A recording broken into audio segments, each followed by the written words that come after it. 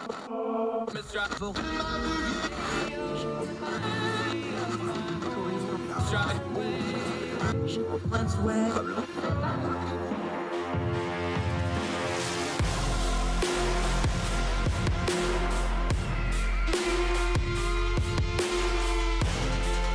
your host, Andrew Donaldson.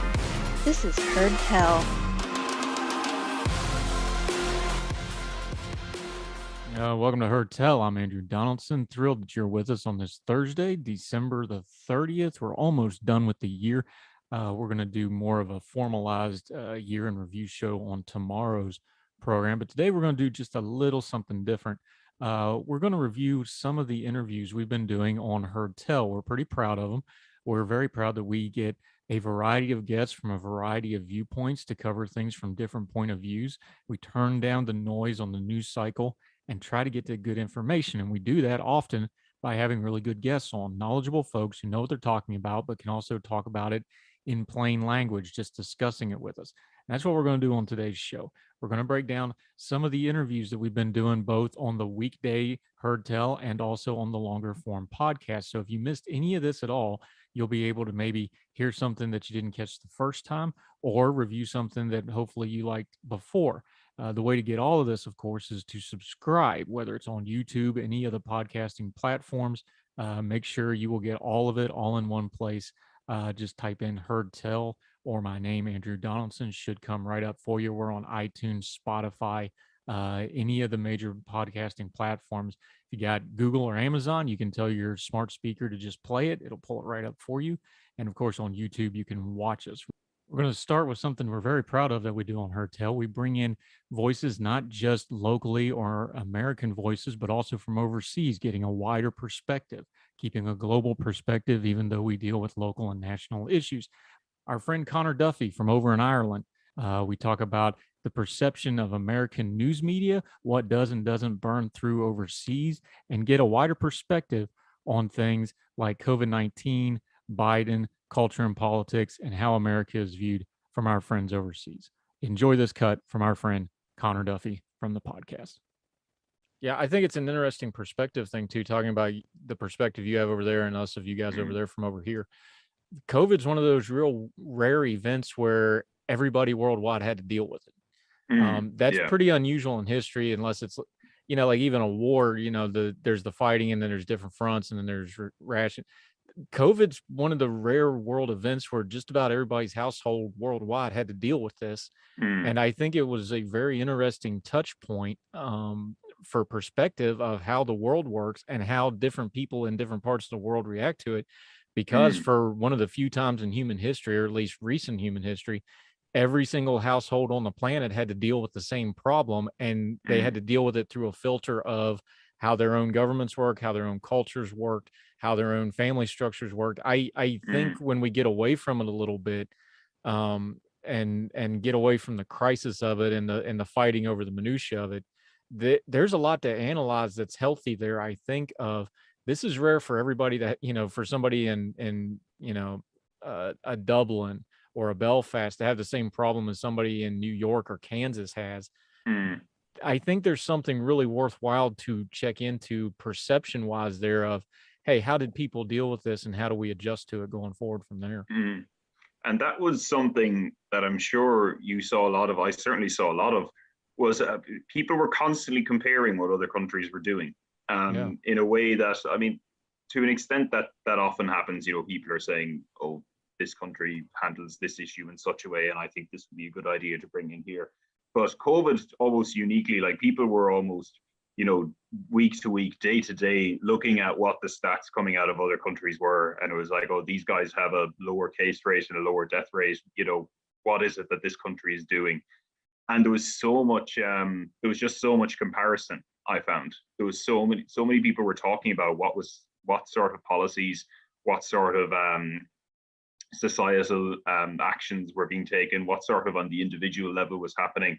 There's just so much comparison between how all these other people were dealing with COVID and whether there was something that we could learn from ourselves. So yeah, in a way, it was this sort of unifying event that, as you say, is something to kind of think about. It's like, that was So it was a very bad thing to happen, obviously, that we had to deal with it. But it was interesting in how it sort of brought everyone together in a very, I suppose it was a common enemy. I suppose that's what did it. Everyone had to deal with the virus. The virus did not care about, who you were, what your cultural background was, what your government was like. The virus just wanted to infect you. So, everyone had to figure out a way to deal with it, and what other people were doing was always going to be relevant, and so you kind of had to take it in. Yeah. Let me just ask you this to kind of put a bow on this, though, is I know you follow American politics, but why do you do that? I know we joke about being a glutton for punishment, but talking perspective, I want to expand my world and understand how the wider world, though, is. But, what is it about American, not just because we're a superpower or a global power or anything, what is it about the American system and American news and America's place in the world that you and the people you talk to, because we run in some of the same circles and we have some overlap, but there's this worldwide thing. Why do you pay attention to America? Because that's a perception. I think America, sometimes we don't really understand our place in the world. You're on the other side of that looking back. Tell them that, like, this is why we follow you. This is why we pay attention to what's going on in your country, good or bad, so much. Yeah, so part of it is what you mentioned, is that, America is the global superpower. Depending on who you ask, potentially one of two, as we mentioned earlier. But that being said, I don't see anyone following Chinese politics to the same extent that they follow American politics. So that doesn't explain all of it, obviously. Part of it is that, well, what America does matters. What's the saying was, if America sneezes, Europe gets a cold. It's something, it just matters what America does. So it's very, if you care about what's happening in the world, if you care about what's happening in your country, America is going to matter. It's just such an influential country. It has so much power. It has so much, not just say it's military, economic, diplomatic.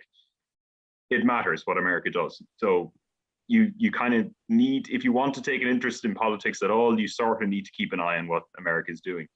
But as I say, I don't think that explains all of it. Very few people can, describe the Chinese political system. I'm one of them. Right. I tried to get a grasp on it at one stage, and it's just, it runs very, very differently. It's obviously not a democracy, no matter what they claim. So it's, that things happen in a very different way. But I think this was Christopher Hitchens was asked this before, and he just said it's because America is the greatest show on earth. It's where the it's so much more entertaining. There's big fights. I think it's like what you mentioned. It's so adversarial. There's always something going on. They're always fighting about something. There's some issue that is causing a big controversy, and I suppose it's very. It's always, I suppose it's easy to follow because there's two sides, so you're like, oh, team A and team B. Now, obviously that doesn't get to the depths of disagreements. Obviously there's so many people in the States who don't find themselves on either team, and who, kind of have, nuances of opinions. But when there's a big kind of on the political level, on the level of, politicians in Washington, it's kind of a showdown. There's the, blue versus red. So I suppose it is sort of, it can be a very compelling thing to follow in that sense too. So there is a certain glutton for punishment enjoyment out of watching it as well. But for me personally too, I do try to keep up with what's happening in other countries. I do like to know what's going on in the rest of the world, not just kind of care about what's happening in my own kind of backyard. I think it's good to try and take a global perspective. And so that would also definitely feed into why I follow American politics. But of course, that's the reason to follow German politics and British politics, and to try to understand the incomprehensibility that is Chinese politics. Yeah. We continue with more Heard Tell right after this.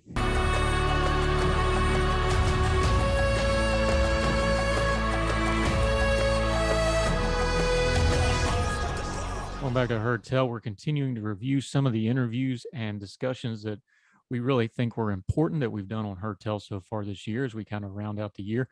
Somebody who I greatly respect, talk to frequently. I go on his podcast. He comes on mine. somebody I just kick around ideas, and a fellow writer at ordinary-times.com, Dennis Sanders, somebody I greatly respect. We don't agree on everything, but we learn to hash things out, and I appreciate his opinion. I respect his viewpoints, and he's somebody I will always talk to, and we always enjoy having on the program. We recently on the podcast did a long form conversation talking about things like identity and what it means to be American and American culture and these sorts of things. It's a deep, in-depth conversation. We're just going to pull out one little part of it. Make sure you check the whole thing on the podcast. That's why you need to make sure you're subscribed so you get all the past stuff along with the daily Heard Tell and the new podcasts that come out. So enjoy this cut of our friend Dennis Saunders from the podcast. We're talking a little bit about identity and politics and culture. Enjoy. We were kicking this around on the radio show a couple of days ago, and I this is a really big thing. But I just want to throw it to you because I just want your reaction to it. Is we were talking about, I think we're in a dispensation of time in America that we don't really understand because we've been so focused on post-World War II America for the last 70 years, and we've kind of lived on the fumes of that in a lot of ways. And we see the societal unrest because you have minorities and people like that are 20, 30 years behind that because of the civil rights movement and things. Is a lot of what we're seeing now, and I'm talking real big picture here, not just politics, is a lot of what we're seeing in America now that with social media, with the technology, we're just having a reckoning of what we are as a people. And because everybody has a voice and everybody has a face online now, and everybody has an ability to amplify and interconnect, that we're just having a long overdue reckoning of, hey, this really is a big, very diverse, very pluralistic society, and there's a battle royale that's just got to be worked out because people are just, for the first time, a lot of them realizing that, hey, there's most of the people in this world and in this country aren't like me at all, and there's millions of them. Is that kind of big picture what's really going on here? Is just for the first time people are having to deal with, oh, my little conclave that I grew up with, I'm a global citizen now, and people are having to try to work that out, and some of them aren't working it out real well. I think it is. I think we have been for a long time, and the way our whole reality has been shaped up has been the post-war consensus. But, that consensus actually probably broke down in the 80s. And I think we are living with those fumes. But the 80s were so good. See, yeah. Not to interrupt you, but that's where I think that's where the breakdown is, because we had the economic resurgence in the 80s. I think, and I was a baby. I remember the late 80s because I was born in 1980. But explain what you mean by that to folks that are maybe younger or just haven't thought of it that way, because people think of the 80s as a really good time in America. How can that be where the breakdown occurred? Because things were good in the 80s. We had, pop culture explosion and MTV. Explain what you mean by that, because it runs counter to what a lot of people think that time was. So explain that a little bit, if you would, please, sir. Well, yeah, and I think I probably would want to even back up a little bit more, is that a lot of people, like economists and some politicians and other experts, would say that the post-war consensus that was made after World War II, some of both economically and politically, probably ended around the mid 70s. So between like 1973 to 1975. So when you, and we know what happened right around that time. So. Exactly. Yeah. And, I don't really remember that time much, because at that time I was a kid, and I was born in 1969. So I don't remember the consensus. And we all know what happened with the 70s economically and all of that. The 80s, I think the reason sometimes we remember it so fondly is that things did get better. And I think sometimes, even though it got better, that doesn't mean that the consensus hadn't, that things weren't changing. That I think the economy was still kind of changing over. There was still lots of movement of what things were happening. If you lived in Michigan in the 1980s, it was a mess because the auto industry was changing. We were dealing with competition from Japan, but we were also dealing with technology, and that you didn't need as many people to make cars and all of that. So though there were things that are happening, even though I think the wider economy was doing rather well, there were parts of it where things were changing. That was also, the rise of I think the tech industry becoming greater. So, even in those times of change, and even in the times when a consensus has ended, there are going to be good points. I think that there are going to be times where things go well. And I think that went into the 90s as the economy was still going strong. It was probably even better than it was in the 80s. Where it kind of faltered and where we started to have problems, I would say, is probably around the year 2000 politically, because of course that was the year of that election.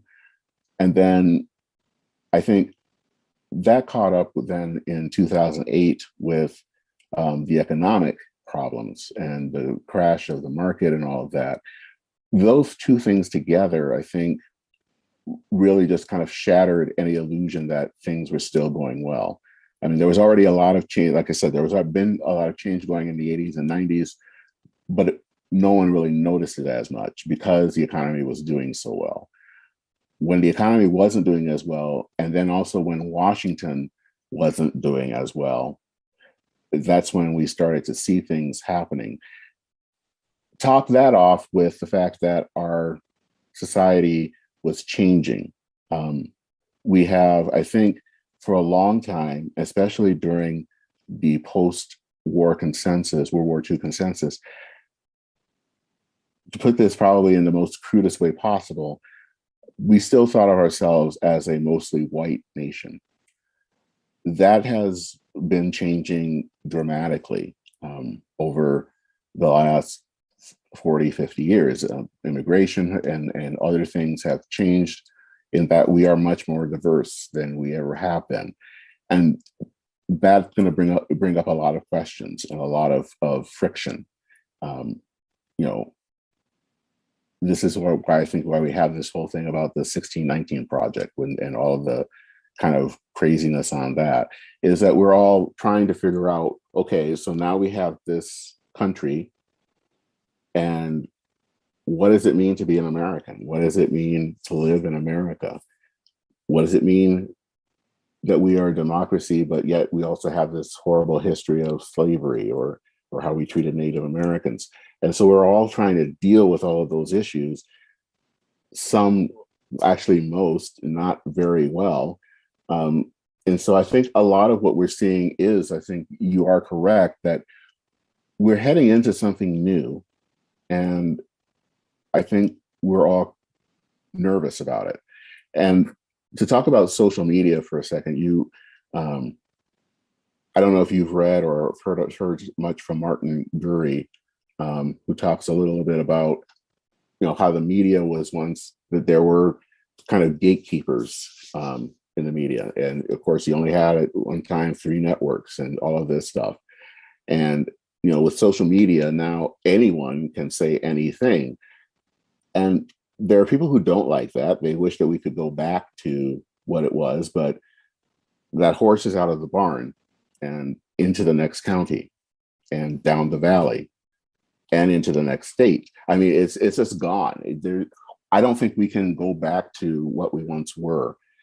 I think we have to figure out what it means to live now in this era of social media, and instead of trying to long for some day that it is just not coming back. I think it's something else too, and not to get overly poetic about it. I love my country. I'm very open about what I think about America. I think my bona fides are a patriot are pretty well established at this point for a lot of reasons. I love my country. Part of this that we're talking about is understanding that I love my country. Other people also love our country, but they love it differently, and they express that love differently, and they got there differently, and almost like a family relationship, not to beat a metaphor to death, but their relationship with the country has different baggage than mine, and they have different experiences with their country than I do. And it's And unless you're just going to really do a deep dive into history, which granted guilty because I'm, a history guy at heart. My dad was a history teacher and made sure I knew all that stuff. A lot of people just don't have, maybe they've never taken the time to understand that, hey, they can still love this thing that I love. They're just loving it differently and they're loving it from a different point of view. But that's not just advanced citizenship, which America demands of us. That's advanced adulting.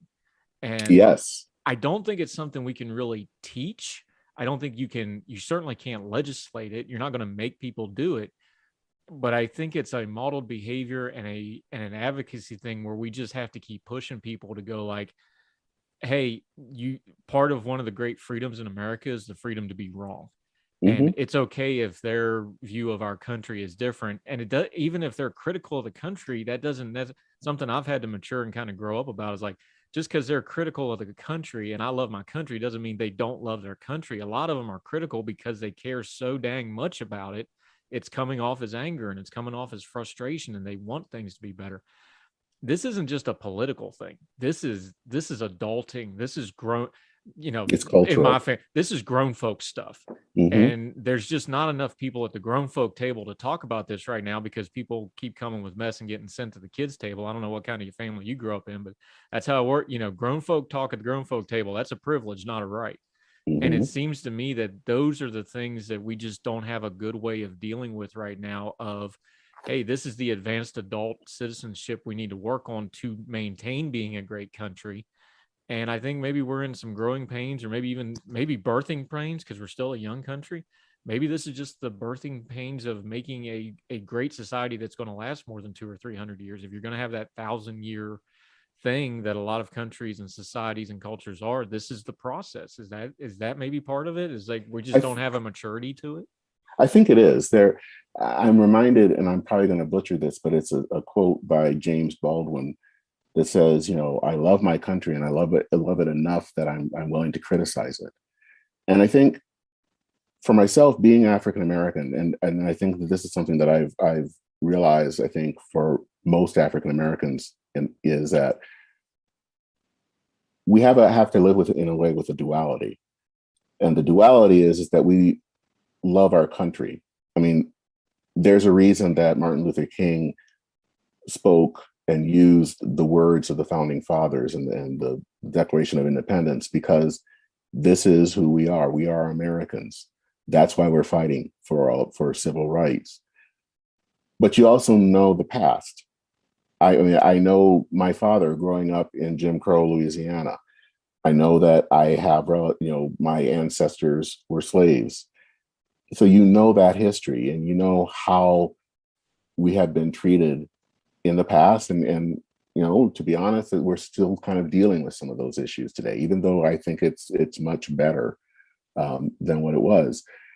And I think that for people, especially I think for white Americans, and there has been a certain view of America that has almost been perfect, that we haven't had any real big issues, and issues have all been solved. And I think that's kind of one of the things that are getting into the whole like critical race theory stuff.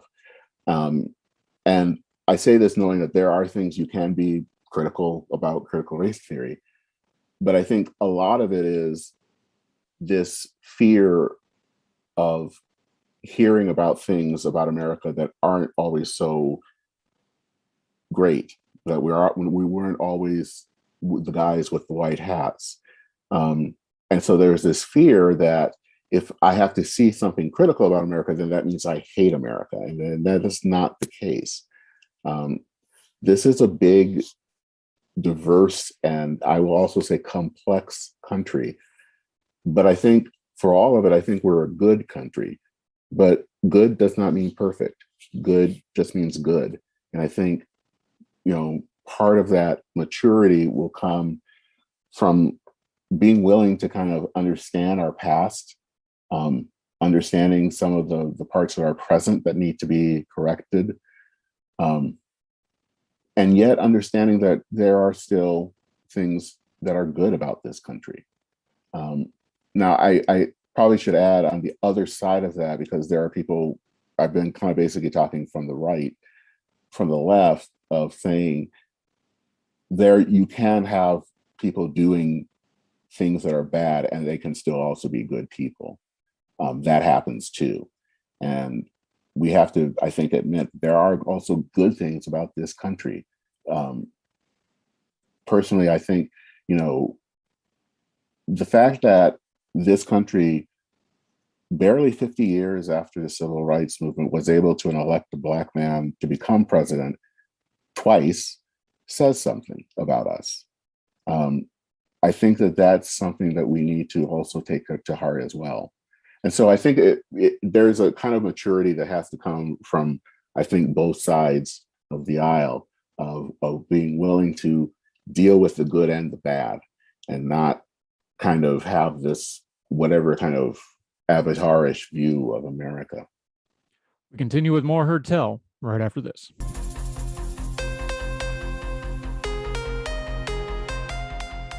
Welcome back to Heard Tell. I'm Andrew Donaldson. You probably heard tell that there wasn't anything louder in the cultural and political discourse this year than CRT, critical race theory. Well, we also tackled that on Heard Tell. We reached out to our friends at the Narrative Projects, and Sophia Sedegren Booker joined us on the podcast, did a long podcast on CRT. Now, we didn't debate CRT itself, and the reason for it is part of what she talks about. How you approach something like CRT depends on how you define it. And different people define it differently. They can't even agree on what it is, what it means, how it's being used. Is it the academic legal theory from back in the 70s? It's the way it is expounded to mean a academic exercise to discuss systematic racism. Or is it the catch-all buzzword term for anything about race that we're putting in the school system that folks want to debate about? So what she did and the Narratives Project did was really interesting. They took 5 of the major news outlets across the spectrum and studied how they present and talk about this issue. And within that, it starts giving us some clarity on how this issue is being discussed. It's a great way to look at things. It's a better way to turn down the noise on something that has been one of the loudest and one of the most contentious debates of the past year. I think you'll get a lot from this. If nothing else, it may change your perspective and give you a little bit of a broader view of the subject. So Sophia Sedegren Booker on the Heard Tell podcast. Enjoy this clip. But it's written this way in the report, quote, as the CRT discourse is often centered around education and schooling, a person's priors around the purpose of education also play an important role in their interpretation of CRT. The problem with that, of course, is America, I don't think we have a good national consensus on what education is. And we saw this again, to bring up the COVID again, because it just brought, crisis reveals things. There's a debate in America of what is education? Is it to prepare kids for college? Is it to prepare kids for life? Or is it this giant daycare and jobs program? So when you have those divergent views on education to start with, and that's a very controversial topic because nothing fires people up like messing with their kids. That's just how politics works. That's already a highly controversial topic. You're going to put an even more controversial topic on top of it. That's almost an impossible environment to try to get to anything even close to a consensus or even a productive narrative, isn't it? Yeah, that's an excellent point. I think that we have these very strong views on education and they feel natural to us. And it's therefore easy to assume that this is how people view education. But when you look at it, as you said, there's all these different views of what education is supposed to do. And in the report, we're given the example of education being either an engine for positive social change or an institution where we learn from our past accomplishments. And this is only one aspect of the education debate, but I think that if you have one lens over the other, that will impact how you view new topics like critical race theory, because you will put that new concept within your already existing view of what education is. Yeah, and it leads to, I don't want to say it's the heart of the report, but there's definitely a thread that runs through this entire report on CRT. Again, we're talking about how CRT is discussed in the discourse, not the actual, merits of the different sides of it. There's a real running thread through this, and you kind of explicitly deal with it in the conclusion of there's really no such thing as neutral, is there? Because I know we try to talk about biases and we talk about, academic freedom or academic neutrality or things like that. When it comes to something like this, there's just no such thing because there's so many layers to it. You have to have a rudimentary understanding of certain things just to talk about this. And that means you're going to have priors well worn into how you view something like critical race theory. And then the bigger things that you deal with, like race, like education, there's just no such thing as neutral really here, is there? Even though you're trying really hard and your brand is to be neutral, there's no such thing as neutral here, is there? Yeah, that's exactly right. What we're trying to get at is not saying that because we can't be neutral, we're bad, or this is a tested conversation because we can't be neutral. We're trying to emphasize that it is a natural human behavior to not be able to neutrally absorb information. We have to put it within our existing frameworks and contexts to make sense of what is happening. We can't just look at something and then ignore everything that we have experienced and everything that we believe in and interpret something neutrally. So personally, I am not a postmodernist. So I do believe that there are facts out in the world, but I'm also well aware of that we're not particularly good as human beings at just neutrally absorbing those facts. We need to put them within our own narratives for them to make sense to us. And that is what makes it so difficult to discuss something like CRT, because we can't understand it without also putting it within our understanding of what America is, what education is, and how we view the world. And that's just the basis for this context where we talk past each other rather than with one another. And, to go back to something we touched on earlier, America is somewhat unique in the world because we're so diverse and we're so much of a pluralistic society. Unlike you go to many European countries or other parts of the world where you have smaller populations that are a lot less diverse, not in a bad way. They just are. It's the way it is. America is a big place with a lot of different people from a lot of different places. It's almost built into the cake with this because, like we talked about, CRT started out as an academic theory and academic exercise to broaden people's worldviews and experiences. And you're saying in the report, and I'll just quote it to you, that, quote, "We can try to get a fuller picture of the debate by seeking out viewpoints and contradicting our own, but claiming to approach some topics from a neutral point of view is, as far as we can tell, impossible given our distinct experiences and worldviews." There's kind of an irony here, isn't there, that something as CRT, which was designed to expand worldviews, it's almost doomed from the start from doing that very thing in the current environment because of that same problem. It's kind of funny how that worked out, isn't it? I mean, it's causing a mess, but isn't that just, it almost proves its own point to its own detriment. I don't know how you'd say that real fancy, but isn't that what kind of happened here? Yeah, and I think that the great distinction here in academia, it was presented as this one lens that you can use to look at a problem. And when we discuss it in the public debate, it has turned into the way that we view or should not view things. So instead of using it as one tool in a toolbox of various different ways that you can look at a problem, we're now discussing this as being applied universally to all problems that we look at as the only frame. And I think that that's where we have a lot of the disagreement between the left and right, because to some people, race is an issue that touch on all aspects of society, and we need to acknowledge and account for that. While to others, race is one factor in society, but it's not the most important one. And by constantly reminding ourselves of what people's race are and how race are playing a role in society, we're actually creating more focus on race, which is, to people who oppose CRT, a negative thing. You went about this report, and one of the things that kind of drew you to there's no such thing as neutral conclusion was you were trying to take 5 different media outlets. And I see what you were trying to do. You were trying to do a spectrum from the left to the right and have a center. You couldn't really find a center for this one is kind of what happened. And I know some people that do just straight media commentary might roll their eyes at the specific outlets you picked, but the truth is every outlet has a little diversity inside of itself anyway. But talk about how that happened and got you to the neutral part, because I think media bias is kind of a rabbit hole. It's got limited use in the discourse, because all human beings have bias, so therefore everybody's going to have bias. But on this, when you tried to put that spectrum together, there was no neutral here, but there was some very distinct differences as you went across the spectrum with these 5 outlets.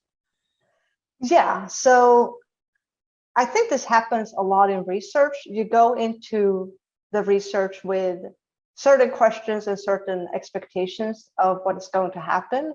But then when you're in it, you realize that, oh, this is actually not how things come together. And then you have to acknowledge that and adjust for that in your findings. So as you mentioned, we looked at 5 different news outlets that were supposed to represent the left, leaning left position, and then a center leaning right and right position. And what we found was that there is distinctions between these 4 or 5 rather, but we can see that both the furthest left and furthest right hold more firm and strongly articulated positions, while the lean right and lean left hold similar positions, but they're articulated a little bit milder or a little bit more neutrally. What we were expecting was that the center position would just be neutral, but it's not. Instead, we found that a center position is a balance between articulating positions on the left and positions on the right. So instead of leaning towards we oppose CRT or we are for CRT, the center newspaper focused on this is why people are for CRT and this is why they're against it. And they tried to balance that without actually presenting something that would be considered a center position. We continue with more Heard Tell right after this.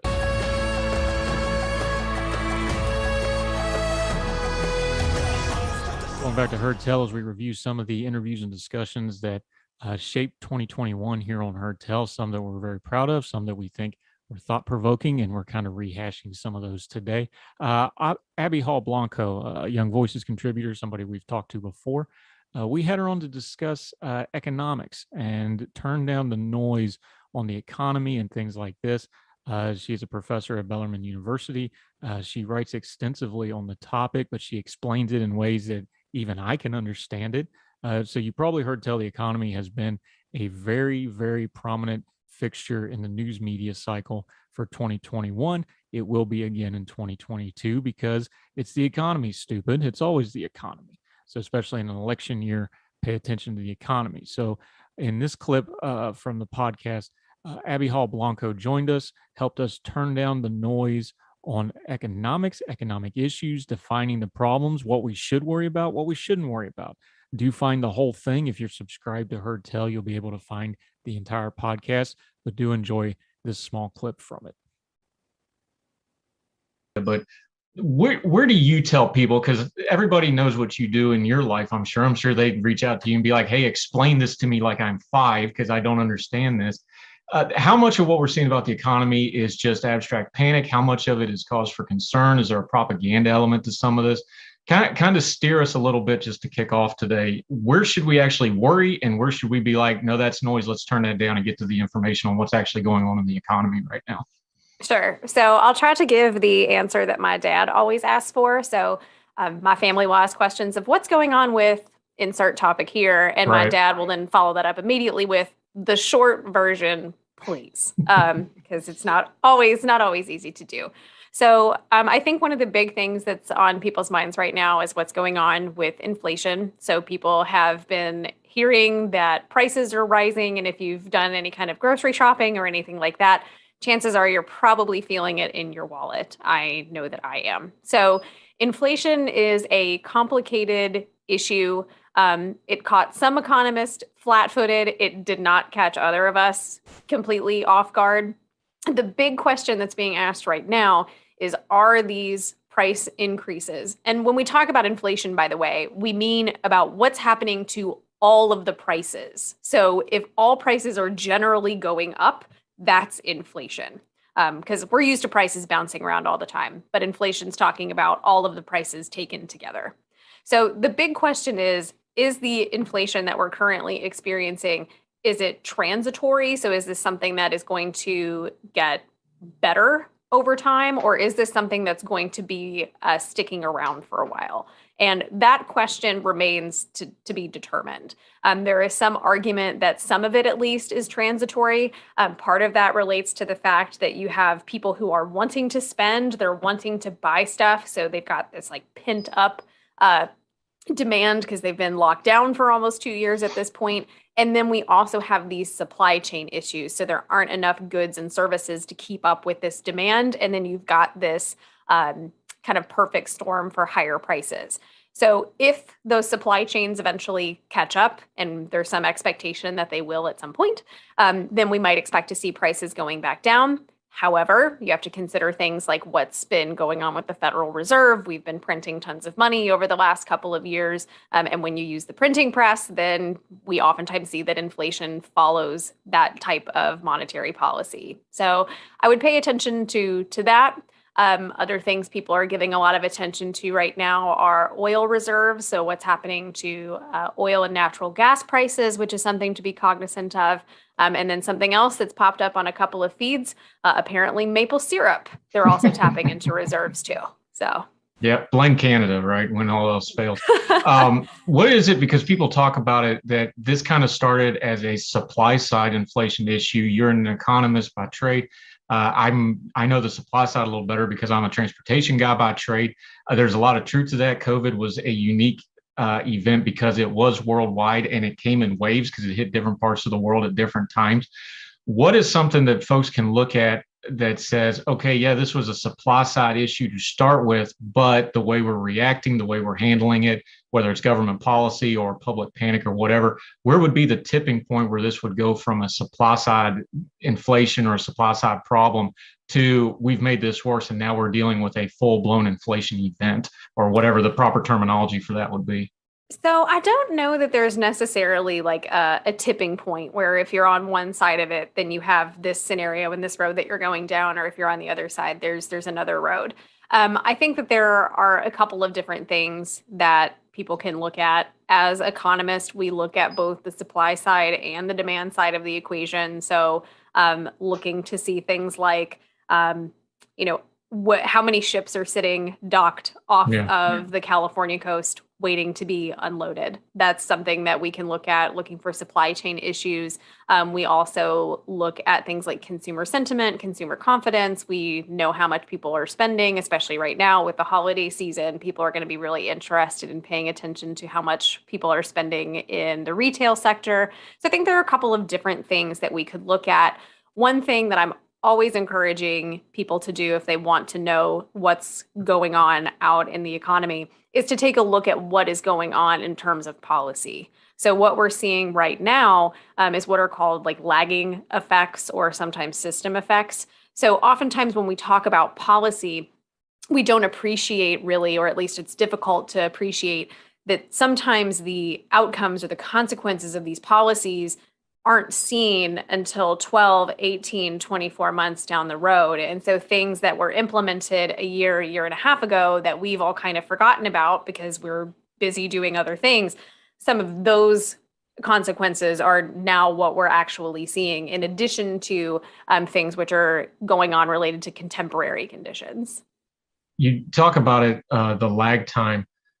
It's part of the problem when we discuss economics, especially in America and our current media environment, that we don't understand that there's a lag time, that we don't understand that, like, yeah, we have a president, but he's been president for roughly a year, and there was a guy before him, and then the guy that was before him had a guy before him. They have lag times. There's a lot of this, who gets caught in what chair at what time. Is that part of the problem when we discuss economics, is we just kind of look at that national political scene and we don't understand it? Like, look, there's waves and layers and nuances to these economic problems that don't fit into our news cycle just perfect. And then people don't get the information on the economy that they really need to kind of make good decisions about things like holiday spending, or like planning for next year when something that happened 18 months ago is going to affect the second quarter of next year and things like this. So I think that there's definitely part of that. One of my areas of research is what's called public choice economics, or the economics of politics. And one of the things that we talk about within that body of literature is exactly what you mentioned, is that sometimes who gets caught kind of holding the bags is who happens to be there at the time. Whereas, as you point out, sometimes it's not the person who actually is currently sitting in the chair that is the person who implemented the policies. There are a variety of different factors that people can look at. Some of them are within the control of policymakers. Some of them are out of control of policymakers, regardless of how much we would like to think that the policymakers are in control of some of these things. And so there's definitely some of that. One of the other things that I always point out to people too is that when we talk about the economy, you can't master like economic understanding in all areas. So when people are like, I'm really confused about what's going on right now, like I'm opening I'd say a newspaper, but no one reads newspapers anymore. Like I open my email inbox in the morning, or I turn on the TV and I just don't understand all of the things that are going on. And it's totally understandable, because we as professional economists are trying to make heads and tails of a lot of the stuff that's going on right now too. And so understanding any particular issue, whether you're wanting to look at inflation, if you're wanting to look at the supply chain, if you're wanting to look at COVID policy, or whatever type of policy that you want to look at, all of these things have different economic implications of them, and they are all in their own right remarkably complicated. We continue with more Heard Tell right after this.